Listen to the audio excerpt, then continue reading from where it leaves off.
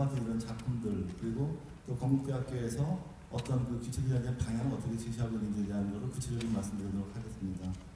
오늘 이 취지는 한 세 가지 목적이 있을 것 같아요. 첫 번째는 지금 얘기했듯이 기존에 했었던, 이 건국대학에서 했었던 이 작품들에 대한 소개하는 게 첫 번째 목적이 되겠고요.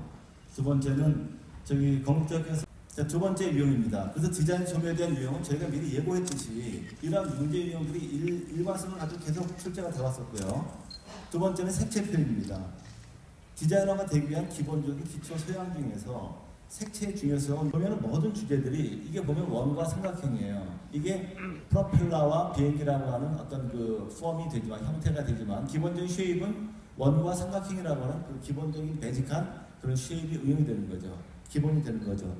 뭐 여기 아까 얘기했듯이 마찬가지로 이렇게 뭐 블럭이 나오고 이렇게 스트로크 구가 나오고 했지만 여기 입방체와 구와 원기둥이라고 하는 기본적인 쉐입을 모체를 갖고 있다는 얘기죠. 이 역시 마찬가지로 이거 원과 사각형 아니고 구와 사각형 아닌가요? 아주 간단한 쉐입을 가지고 냈는데 이거는 거울과 반투명과 뭐 구를 보는 그런 차원의 문제가 되겠죠. 자, 이거를 못 그리는 학생들은 없어요. 저희가 주로 연출 능력을 보는 거거든요. 자, 봤을 때 표현 대상이 많은 것, 우리가 어떤 대상을 보고 그린다고 하는 행위 자체는 그 대상의 노예가 될 수가 있어요. 똑같지만 그림 위기만 하면 되니까. 그러다 보니까 디자인하는 사람이 굉장히 객체화가 돼요. 대상이 더 중요해지고, 그러다 보니까 구상적인 표현이 주로 이루어지고 있고, 근데 지금 여기 나온 것처럼 아까 원삼각형 이런 것처럼 대상 표현이 작은 주제의 경우에는 연출 능력이 중심이기 때문에 그리는 사람의 의지가 더 필요해요. 아주 단순한 형태를 갖고 화면 내다가 어떠한 구도와 어떠한 배치와 이런 걸 갖고 연출할 것인가 라는 걸 볼 수 있기 때문에 여기 보면은 주체 중심이에요. 자, 이 두 가지 요소가 우리가 기초 디자인 하는데 반드시 필요한 요소이긴 하지만 주제에 따라서 이쪽 방향을 요구하는 것인지 이쪽 방향을 요구하는 것인지 이걸 섞어서 어떻게 판단해야 될 것인지 라는 문제를 여러분들이 스스로 잘 판단해야 될 부분이라고 봐요. 그래서 지금 똑같이 그리는 거, 표현 대상이 많은 주제는 대상 중심의 수동적 표현이라 한다면 표현 대상이 적은 주제는 그리는 사람이 능동적으로 화면을 이끌어 나가고 표현해 나가는 거예요. 그럼 저희가 이걸 줬을 때, 문제를 줬을 때 어떤 차원이 될까요? 그리고 이거는 기본 추상적인 기본 도형이 주제가 되고 어떤 컴포지션의 대상이 돼요. 조형의 원리가 이해되지만 돼야 되지만 되는 부분이에요.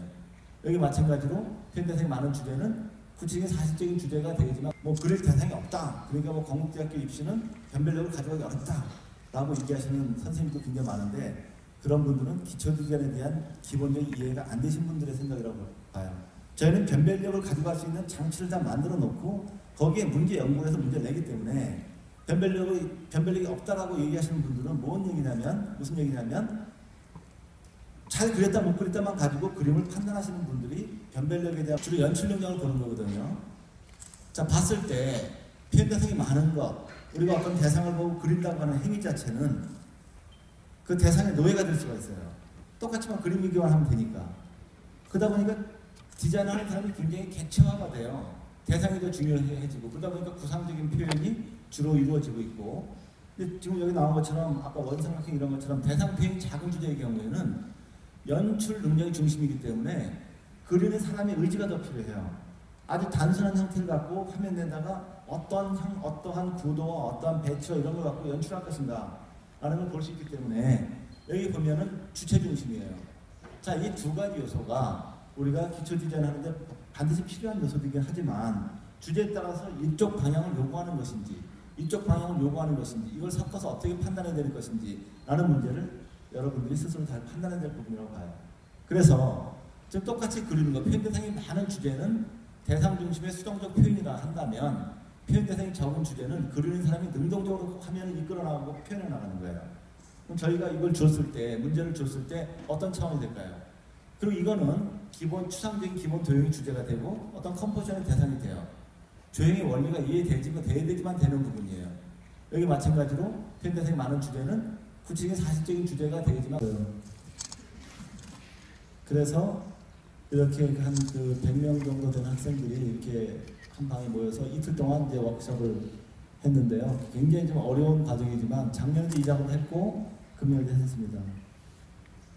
그래서 워크숍이 끝나고 난 다음에 여기 그 작품 전체 그 나왔던 내용들을 중간중간 교수님이 찍어서 역시 마찬가지로 그 작품을 이런 식으로 그 학생들이 그 리뷰를 하는 그런 시간을 갖고요. 여기 그 유호정 교수님과 김병민 교수님이 나중에 수고를 해주셨어요. 작품 굉장히 짧은 시간 내에 작품을 쭉 설명을 다 했고요. 이런 문제를 냈어요.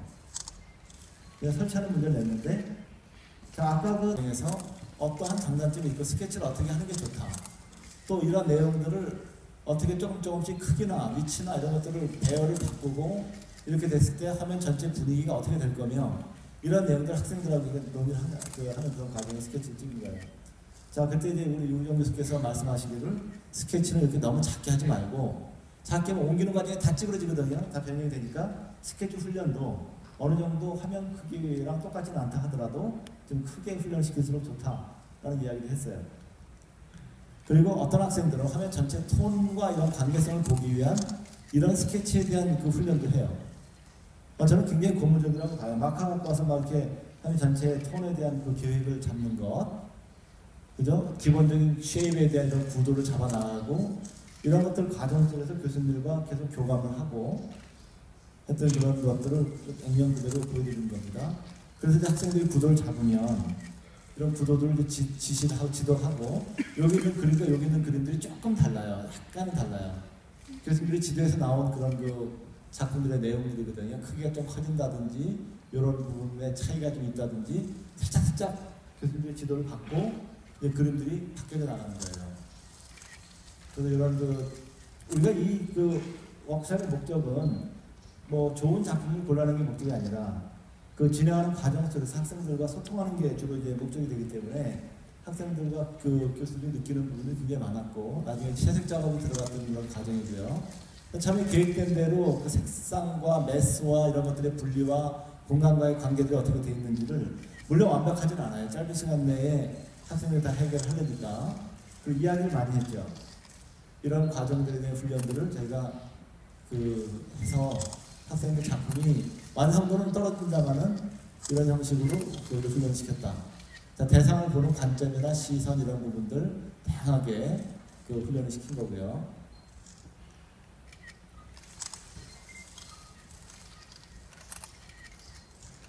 주제 보면 아까 얘기했듯이 연관성 있는 주제에 연관 주제의 관계성 연출과 비연관 주제 위계 설정. 주제가 비슷한 게 나오면 그 비슷한 주제 가지고 어떻게 해석할 것인가. 이거 말고 주제 해석할 수 있는 여러 가지 방법들이 있으나 지금 실기대에 나왔던 이런 내용들에 대한 주제 해석 방법을 갖고 얘기하면 연관 주제의 관계성 연출과 비연관 주제의 위계 설정하는 부분이 굉장히 중요해요. 그리고 뭐 다 아시다시피 구성 능력과 표현 능력이 필요하겠죠. 그리고 이러한 결과, 여기 보면 3플랜이라는 걸 써놨어요. 형태 계획, 명도 계획, 색채 계획을 반드시 학생들한테 훈련하고 싶습니다.